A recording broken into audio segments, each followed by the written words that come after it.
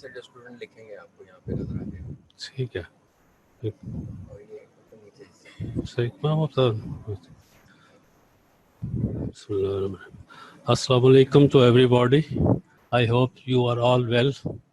जैसा कि आपको पता है कि मेरा लेक्चर देने का स्टाइल बाकी लोगों से थोड़ा डिफरेंट है। मेरा लेक्चर ऑलमोस्ट जो है वो इंटरैक्टिव होता है, और आपको इंटरैक्टिव रखने का मकसद सिर्फ ये होता है कि you fully participate in the lecture so that you maximum gain from the lecture, or any query you have you can ask me.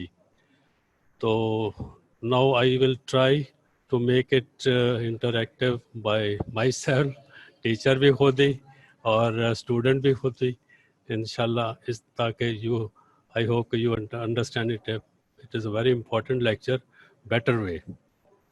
At the end, if you have any queries, I will give you time to ask me questions. The topic for discussion today is torsotrauma. What do you mean by torsotrauma? Why this chapter named torsotrauma? The torso includes the thoracic segment of the body, abdominal cavity, and the pelvic cavity. Since the most of the cases you will face in surgical emergency or polytrauma cases, you have come across the patients who have abdominal injury and associated with the thoracic injuries as well. So that's why the author combined this whole chapter into one.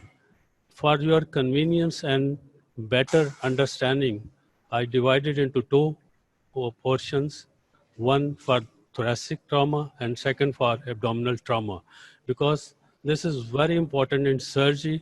This is a specialty worldwide, that is the trauma is itself a specialty. So that's why I divided the lecture into two, so that you can better understand it. Thoracic trauma can be of two types, that can be a penetrating and can be a blunt trauma. So the one out of the four deaths due to trauma is by the thoracic trauma.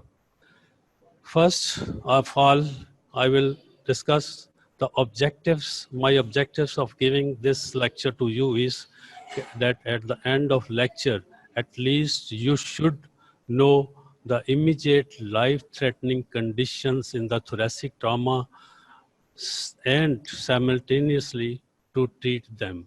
When we say that immediate, it means that the condition is so serious of the patient.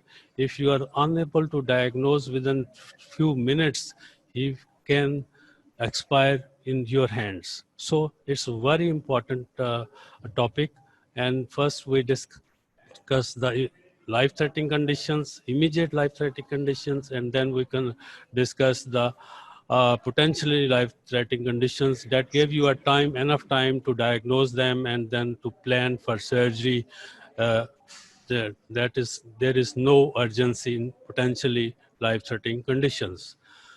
So the second main objective of this lecture is that at the end of this lecture, I hope that most of my students at least should know how to perform the life-saving procedures in thoracic trauma, just like needle thoracostomy in tension pneumothorax to relieve the tension, and also properly place the chest tube. Since the most of the 90% of the blunt trauma cases, you need no surgical intervention, no need of thoracotomy, no need of operation.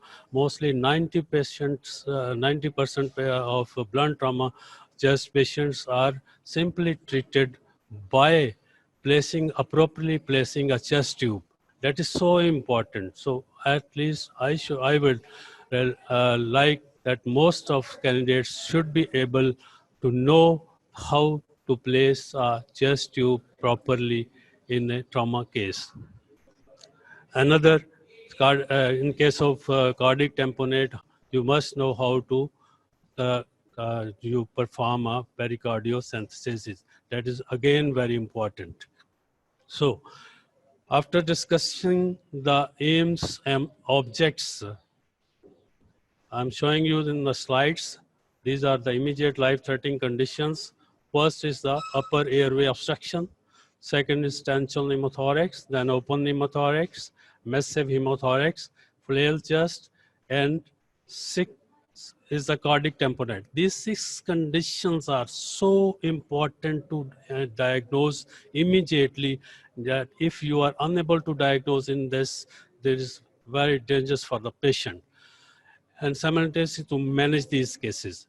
Now the potentially life-threatening conditions are again 6 conditions. These are given in the slides.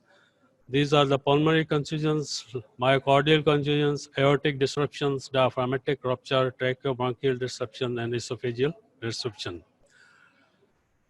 These are the learning objects. Main, I focus these. At least you should know the how to perform these needle decompression in case of tension pneumothorax, chest tube insertion, how to place it, what is the size, what is its complications, and how you manage it, and how when you remove it, what are the indications of this chest tube insertions, and the pericardiocentesis in case of cardiac tamponade, and how you differentiate between tension pneumothorax and the cardiac tamponade. This is very important because the treatment is absolutely different in tension pneumothorax and the cardiac tamponade.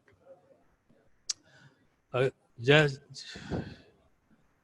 have already told you 1 out of the 4 trauma deaths is due to the thoracic injuries. The main causes of death are hypoxia, hypercarbia, and acidosis.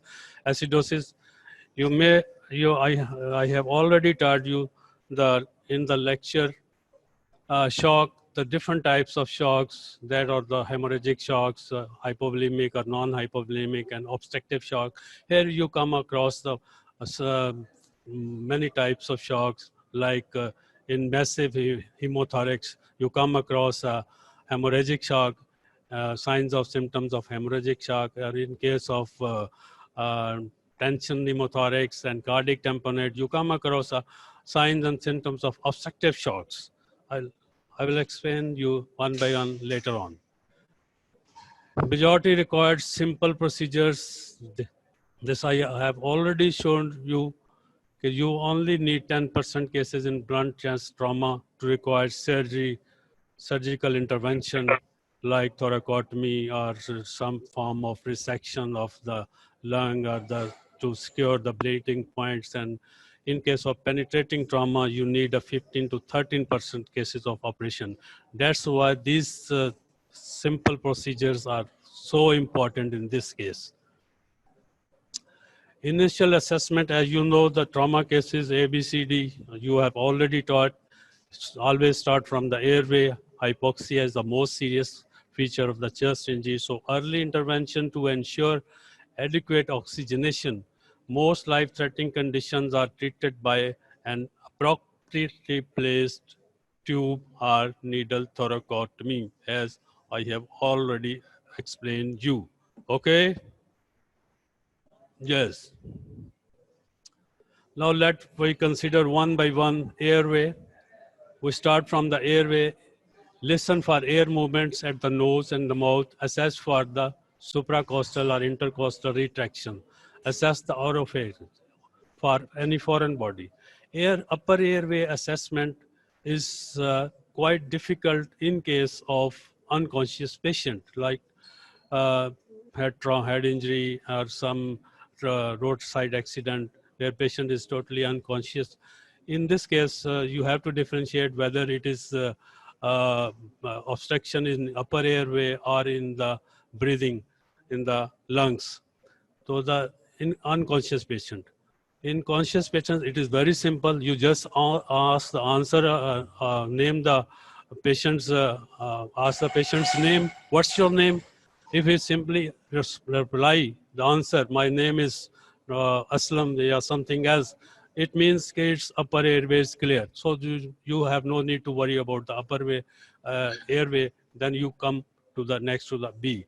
In case of unconscious patient, you have to put your ear near his nose and mouth and see any air movements and feel with the hand or by placing near his nose and mouth whether he is breathing or not.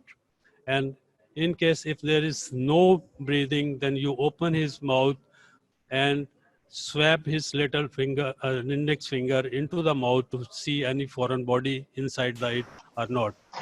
If not, then you have to how to provide him respiration in case of upper airway obstruction. The simple maneuver is, if you have nothing to do, is you have a chin lift, head tilt. In this process, you pull the tongue forward so that the back fall tongue obstruct the airway, and then you put a nasopharyngeal or oropharyngeal airway inside to keep patent the airway and give him the back wall mass ventilation. Again, the next breathing up, you can expose his chest and listen his movements, and you can percuss it, you can auscultate this, what this one. Again, circulation, you can feel his pulse rate, rhythm, skin color, temperature, BP, and neck vein engorged. Neck vein or engorged, in which case, in case of obstructive type of shock, like tension pneumothorax, like cardiac tamponade. I will show you later on in the pics. This is a pulse oximeter. Now again, I have already explained something to you before. Upper airway obstructions are common in these conditions. We have already told you.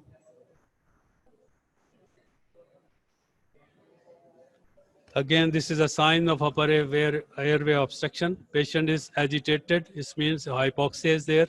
Using accessory muscles and listen for abnormal sound. There is obstruction due to foreign body or inhaled blood or something secretions in the mouth.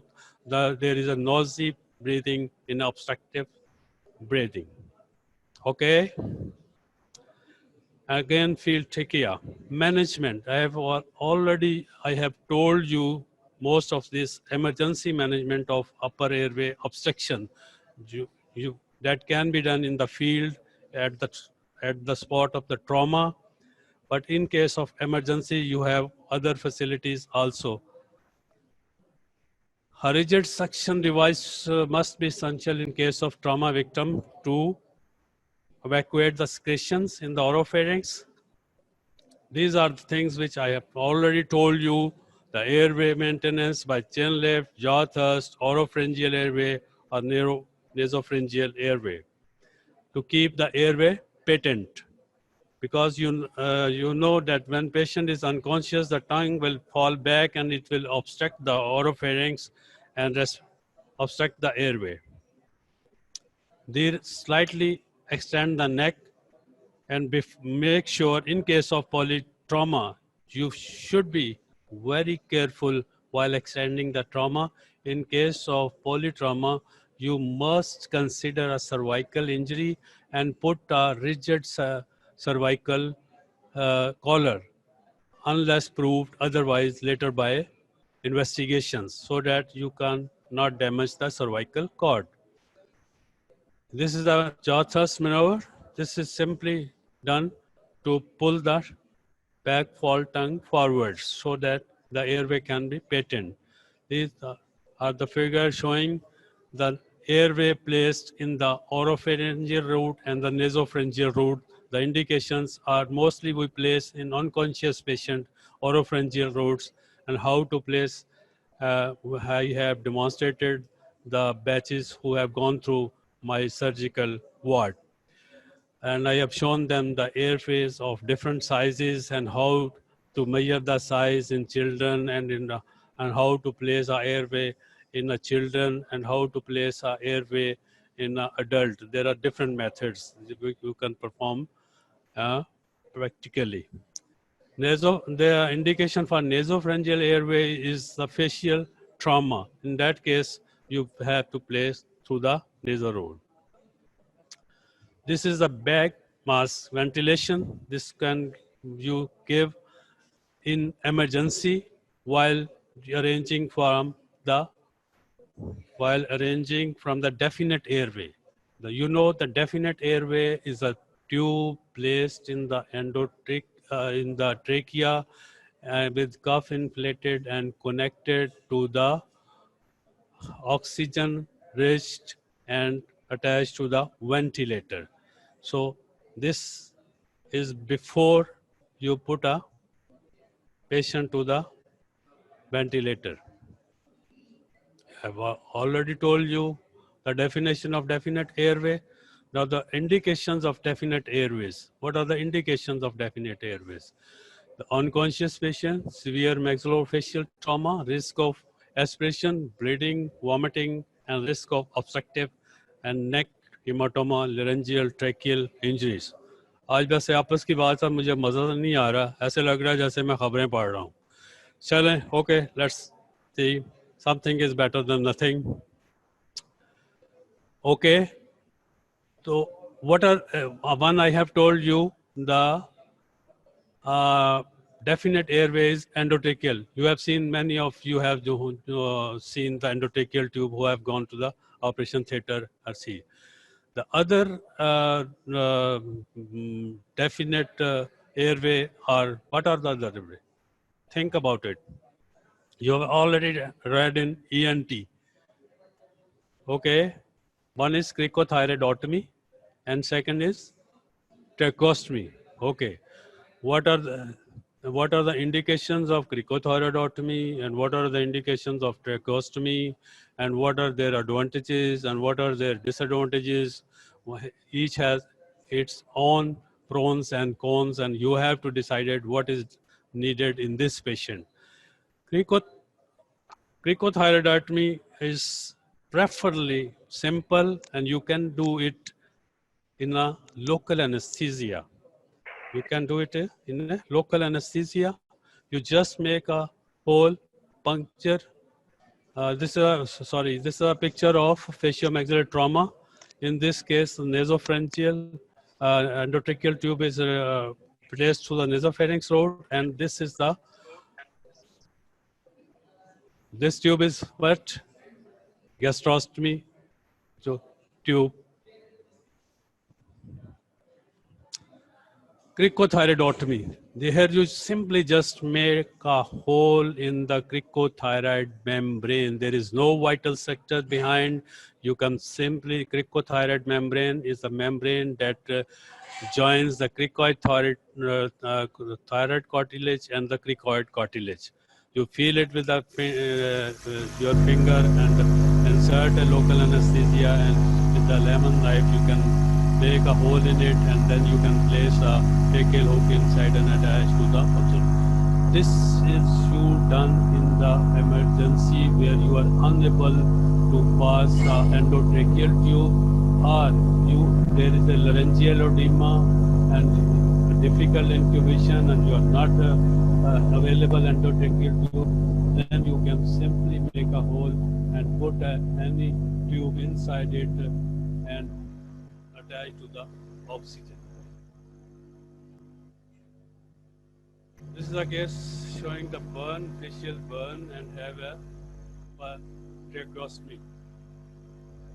In burn cases, due to laryngeal edema, it's sometimes very difficult to pass endotracheal tube. So, it's some people prophylactically do a tracheostomy, and tracheostomy can be temporary, can be permanent, and it has its own advantages and disadvantages. It is done in a general anesthesia, and it has a lot of complication, and is to manage it. Now, let us discuss now the immediate life-threatening conditions one by one. The one is first, second one, first we have already done the upper airway obstruction. The second is the tension pneumothorax. What is tension pneumothorax? What is pneumothorax? Pneumothorax. Most of the students who have gone through my ward, they are already, I have explained them and I I have already taught them comprehensively, and I know they know the answers of these questions. But for the rest of the students, I simply make it simple.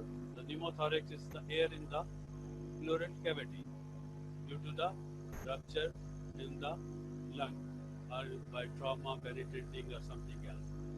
That is the simple pneumothorax. But the tension pneumothorax it is a one-way valve air leak. It means during each inspiration, while you inspire, while a patient inspired, trauma patient inspired, the dead damaged portions, air leakage into the pleural cavity, and during expiration, it does not come back. The injury is one-way valve-like. So in which each inspiration, the pressure inside the pleural cavity rises, and when pressure rises, obviously the lung on the ipsilateral side will collapse, and then again pressure rises. It pushes the mediastinum to the opposite side and compressing the superior vena cava, and that is why in this case the neck veins are engorged and venous return is compromised. That is why in this case the shock, patient may be in shock, and that shock is due to the obstructive shock. Obstructive shock has a totally different management as compared to the hemorrhagic shock. Hemorrhagic shock, you have simply to replace the blood and to control the bleeding. But in this case, you must relieve the tension as early as possible. First of all, you must diagnose this case as early as possible, and this diagnosis is very simple. You should be confident, and it's very simple. No need of anything. No you need of any radiological examination. Patient is in maybe in severe respiratory distress and also in obstructive shock, and there is no time to send the patient to radiology department or for the portable X-ray. You simply diagnose this tension pneumothorax by auscultating. On the first, you see the chest movements, the movement on the side where there is a trauma, have some bruises or some injury mark, and also also they have a decreased chest movements on the side of the tension pneumothorax. If you have a stethoscope, Bellingard, you can auscultate, and there is absent or decreased or absent breath sound as compared to the opposite lung. If you have nothing to do, just simply perform the percussion on the both sides to compare it. The percussion note will be hyper resonant on the side of the tension pneumothorax. If the patients have all the signs of symptoms of tension pneumothorax, and there is a silent and bowel sound, no respiratory movements on that side, and there is hyper resonant, you have immediately decompress this. This mechanism I will show you in a diagram. Now I will sure you will never forget this mechanism.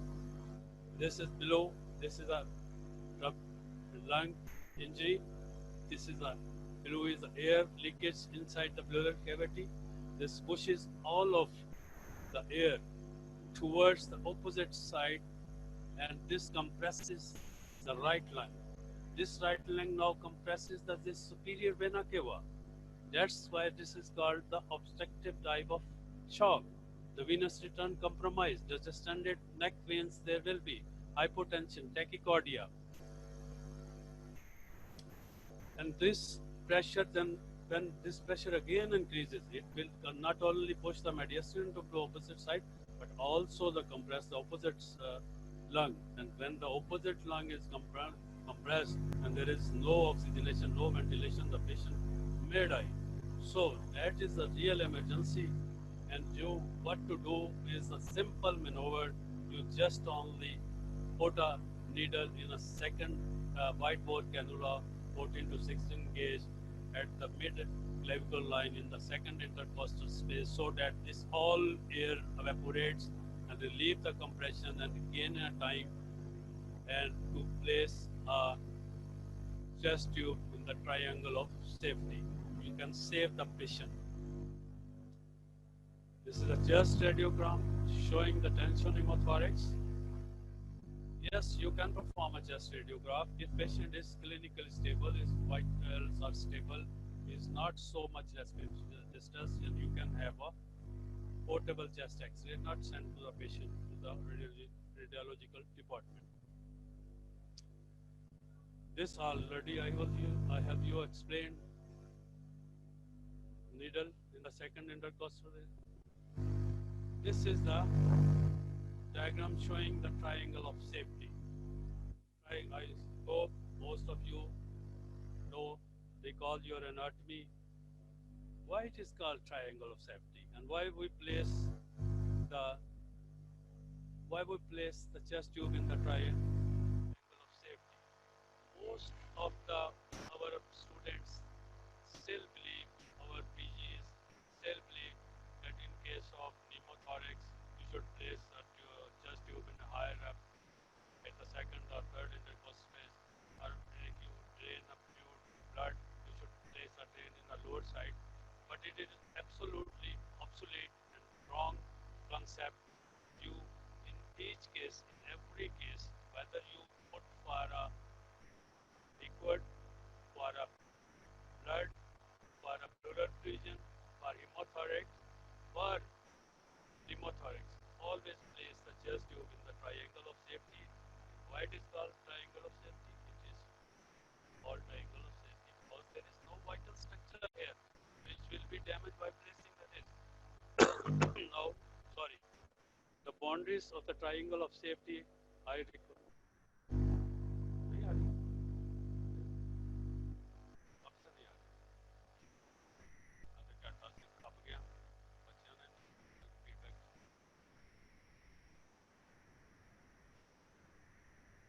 Hello hello आवाज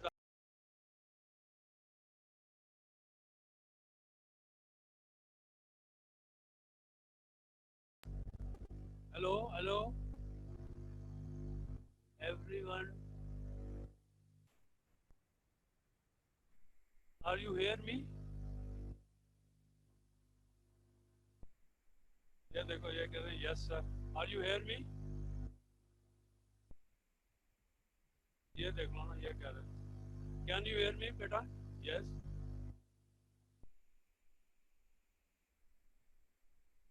भाई वो headquarter पे आवाज नहीं आ रही जहाँ पे आपको मॉनिटर किया जा रहा है, that's why they is asking me कि आपकी आवाज नहीं आ रही, तो मैंने इसलिए आपको पूछा है. Everyone is hear me?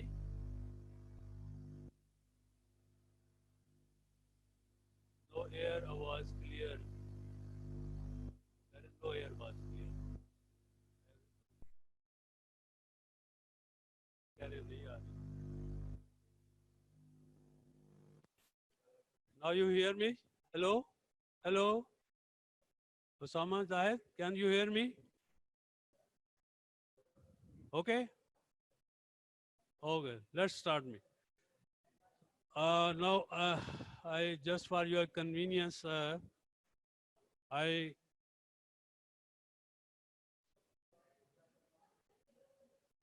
recall the anatomy of the triangle of safety.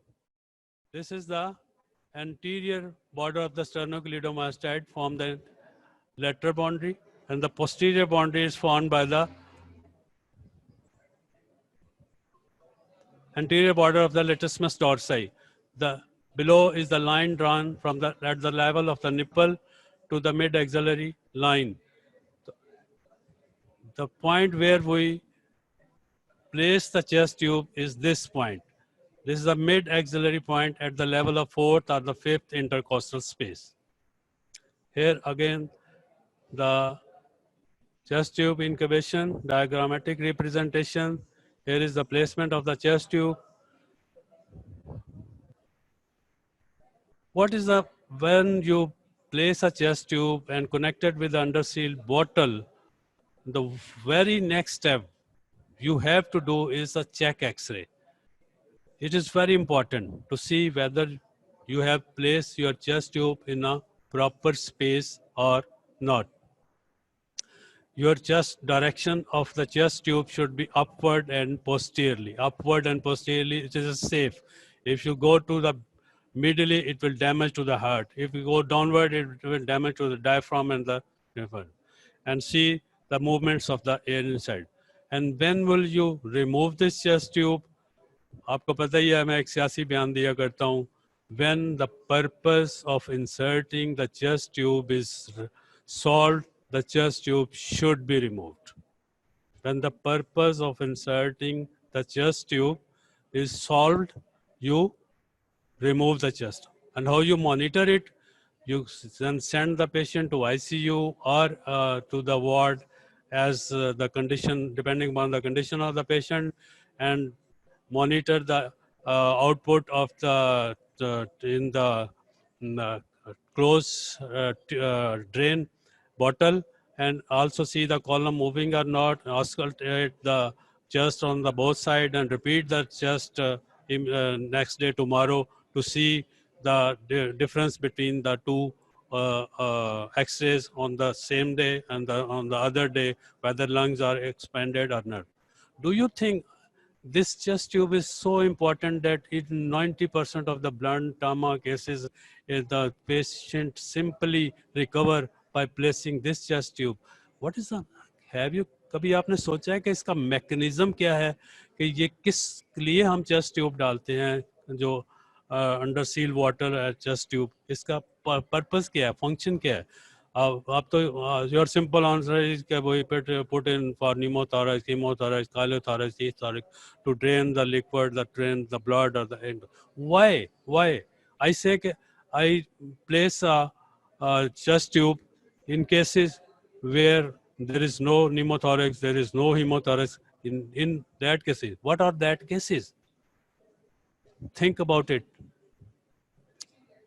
The mechanism, whenever there is injury, the anatomy of the thorax will be disturbed. When the anatomy will disturb, the normal respiratory function of the lungs will be disturbed. Oxygenation will be disturbed. We, due to accumulation of the blood, due to accumulation of the air leakage from the lungs, so when we place this tube, so our main purpose is to expand the lung. The logic behind is to expand the lung. That is why we place this chest tube in post-operative, any case of the thorax, post-operative cases like thoracotomy, for like bypass procedure, like pneumonectomy, whether when you cut, you disturb the anatomy, and that for expansion, in these cases, we place the tube to, our idea behind is to expand the lung. In most of the cases, if your surgery is very careful, there will be no bleeding post-operatively. So you place the chest tube in these cases, your idea behind is to expand the lung, to suck the air inside it so that the lung has space to expand itself. Okay? I hope you will never forget it. Now we come to the open pneumothorax. Open pneumothorax, it is usually, but mostly, it is due to the penetrating injuries. Penetrating knife trauma or something, rod or something else. When the diameter of hole is 2/3 of the tracheal diameter, the air will suck into the thoracic cavity and ventilation will be disturbed. The only first aid in this case you have to do is you have two options. First, don't cover the hole before placing the chest tube. If you have available, patient is stable, you have a chest tube available in the emergency, you place the chest tube in the fifth intercostal space, triangle of safety, and then you cover the hole with a sterile dressing on whole sides. But if you have no chest tube, then you cover the opening on the three sides. One side you should leave open. If you cover the whole or four sides, you will convert into open pneumothorax into tension pneumothorax. That's why you cover three sides. When you cover the three sides, when patient inhales, it sucks the dressings and no air will be go inside the chest cavity. While during expiration, the chest expand and it will, the open side, the air will leak that side, and that's why you cover on the three side, not on the four sides. Let's come to the, what's this picture?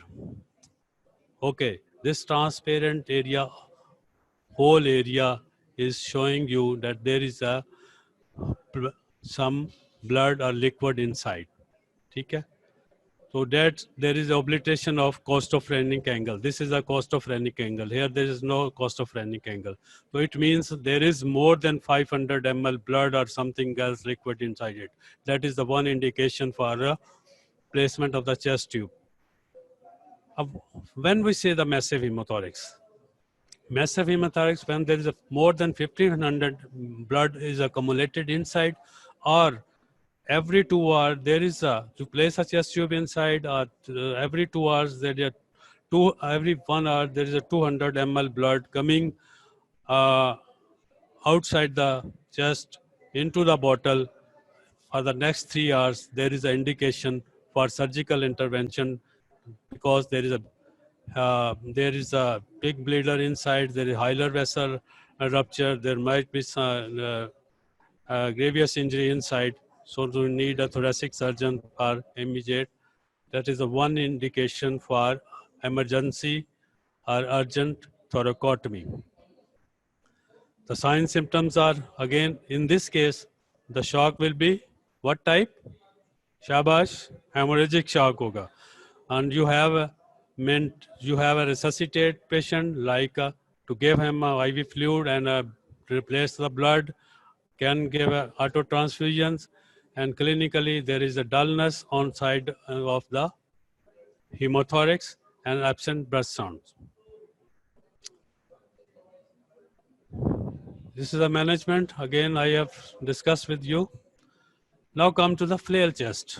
What is the flail chest? Flail chest is simply when in case of trauma, the two or more than two ribs are fractured at the 2 points. That segment is free from the rest of the thoracic cavity. That moves paradoxically. It is, you say it is free to move. During inspiration, it will be pulled inside due to the inside pull of the air, and during expiration, it will go outside, and it will disturb your saturation. Paradoxal movements. I have already told you, X-ray will show the multiple rib fracture, hypoxia, and acidosis. This is the X-ray showing these are the multiple rib fractures, and also there is a fracture of clavicle here. This segment is moving. Diagrammatically, it is very, you can't, I think after seeing this diagram, you will not forget the flail chest. See, this is the flail segment. During inspiration, this segment moves inwards and disturb the oxygenation and ventilation. While expiration, it moves outside.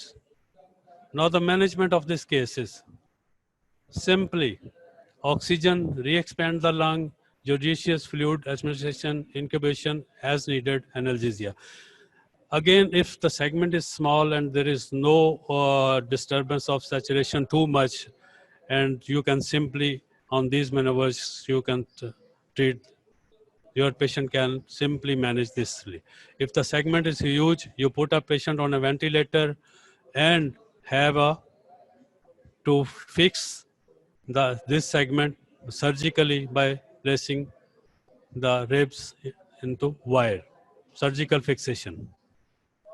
Now come to the cardiac tamponade. You already know what is cardiac tamponade, the blood in the pericardium, okay? Here is again, there is a type of obstructive jaundice. Sorry, obstructive type of shock. So इसमें you on the left side you have a problem to differentiate it from tension pneumothorax, and on the cardiac tamponade. The only difference is in both sides, the left side, in case of tension pneumothorax, there is hyperresonant on percussion, but in cardiac tamponade, it will be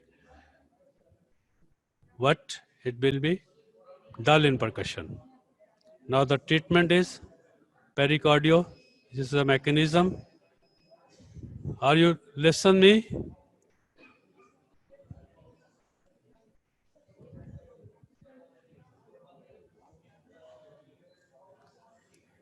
This is a mechanism where it's a sternal fracture, and this is a fracture of sternum, and that damages the pericardium and the heart. This is the accumulation of the blood inside it, the pericardium. See this. This is how you aspirate a pericardiocentesis management. Pericardiocentesis needle. Okay? The only precaution, you use a wide bore needle, 16 to 18 gauge with the syringe, ultrasound guided, and aspirate it. And the precaution you should take, you must attach a ECG leads to the patient while aspirating the pericardial tamponade. Why? Why? Yes, to see when you go inside the pericardium, you may enter into the heart muscles. When you puncture the heart muscle, there will be changes in the ECG, and you immediately push back the needle. Once you aspirate the blood from the pericardium, it means you confirm the pericardio. Practically, you confirm the cardiac tamponade. You 100% need a open surgery, cardiac surgery. You need a cardiologist so that he can repair the injured side of the heart. Otherwise, blood will recollect, and simple aspiration is not sufficient. Okay? You understand? This is again same picture. Now come to the resuscitative emergency department thoracotomy. There are 4 indications, easy to recall. One is, I have already told you, massive hemothorax. This may patient going into the shock, massive bladder injury to the lung or the major vessels. Similarly, injury to the heart, you need an emergency penetrating injury to the heart, you need an emergency thoracotomy. Third is a major airway injury, tracheal injury, or major bronchial injury. In spite of placing a chest tube, the lung did not expand. So it means there is a big leakage inside, and you have to open the chest and repair the bronchus or trachea with which suture? Proline or Vicryl? Vicryl. You you will repair it with the 20 proline. Okay? And the fourth one, I have already told you, the internal cardiac massage. When CPR failed, just like आपको बेनज़ीर भुट्टो की example में दिया करता हूँ, उस बेचारी का protocol के लिए उसको इंटरनल कार्डिक मसाज भी किया गया. लेफ्ट जो है इंटरकोस्टल स्पेस से open the chest and place of उसका हार्ट जो है ना अपने हैंड में लेके उसको पंप किया गया. तो that was the called the internal cardiac massage. Unfortunately, she did not recover. These are the 4 indications for emergency department thoracotomy. Now come to a secondary survey. These are the secondary lethal detection of the potential lethal injuries. I already discussed This is a simple pneumothorax. Simple pneumothorax, it has a no emergency. On sign symptoms are all, but there is no severe respiratory distress as in the tension pneumothorax. The side is all black due to the absent lung marking shows you this is the air in the cavity. Now come to the 100 rupees question I. Can you give an example of pneumothorax without injury, without any medical problem of lung?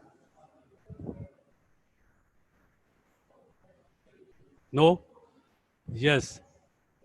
If you find a case of pneumothorax without any history of trauma, without any history of lung disease, then think about rupture of the esophagus, the air leakage from the esophagus. Here is the hemopneumothorax. This is the obliteration of costophrenic angle. So the answer is simply place chest tube. Pulmonary lung fusion, pulmonary lacerations. Again, this is commonly in which age group? In children or in adults? It is more common in the children because in children the ribs are more flexible, and during blunt trauma they can have a recoil and they can push and inside, and they can damage and lacerate the lung more frequently as compared to the adults. The management is again that is of place a chest tube and pulse oximeter, ABGs, ECGs, and some severe cases, if patient does not maintain his saturation level, you can put a patient on a ventilator.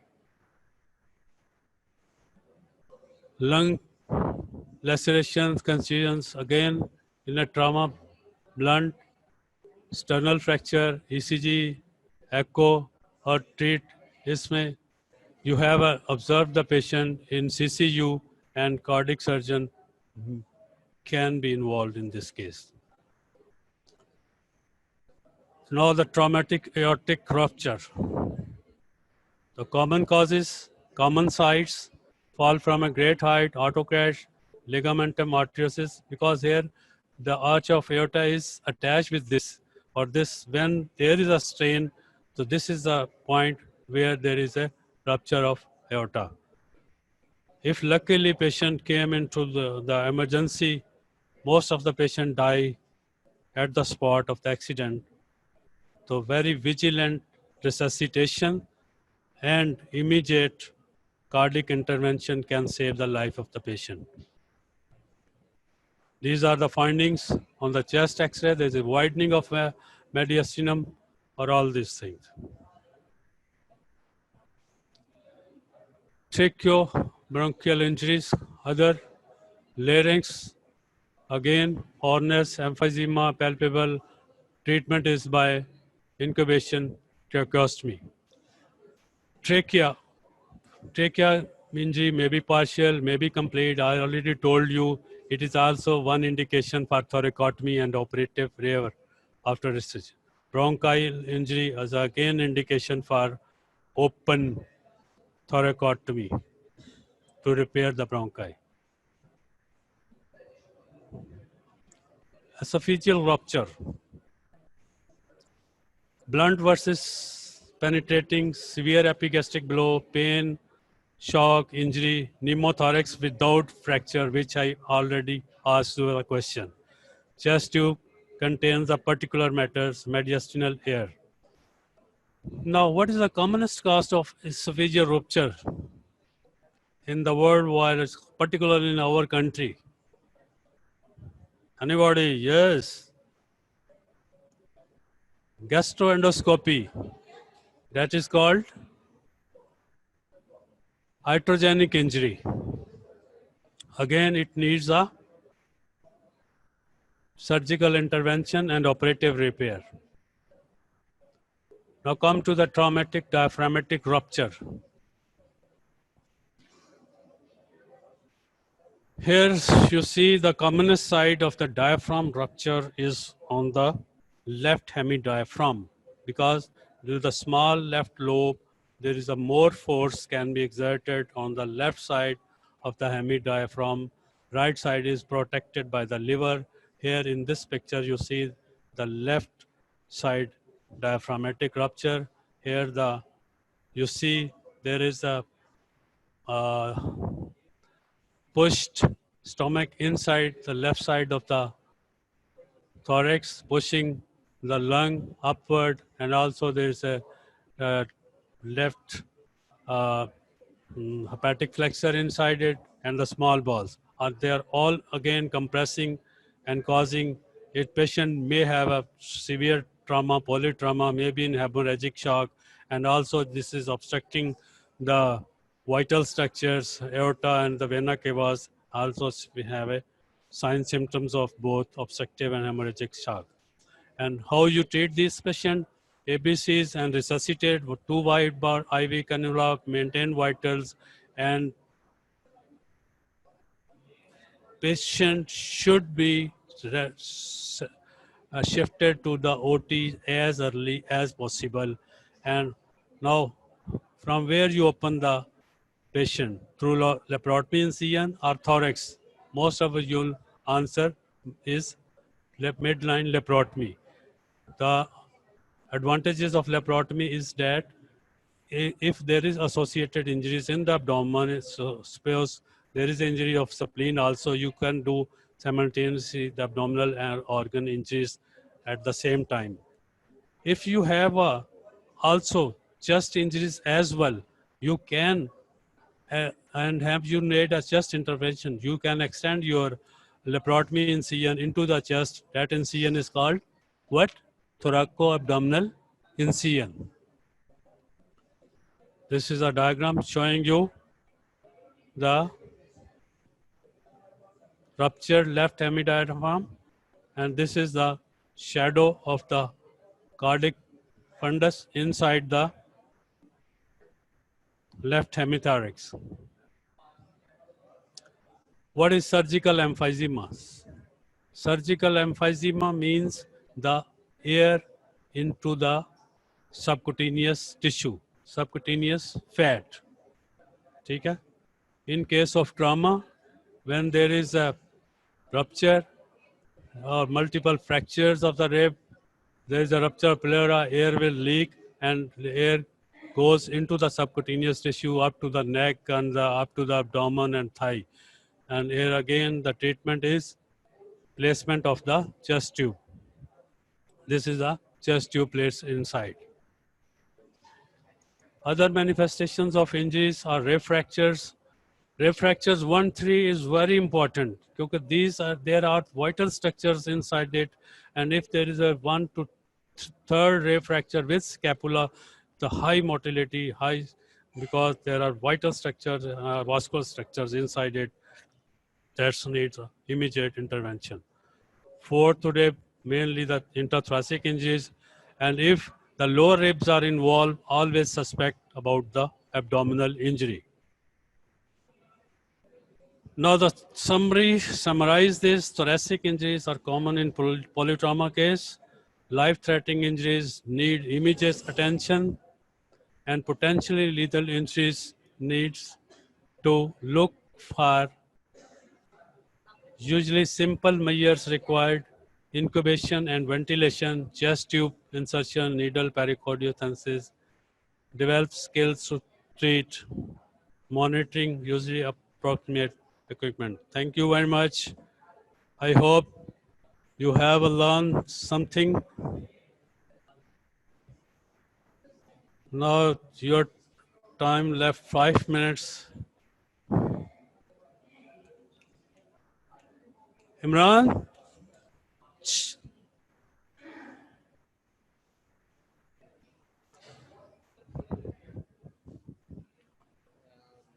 5 minute time को जरा खोल लो कोई question वगैरह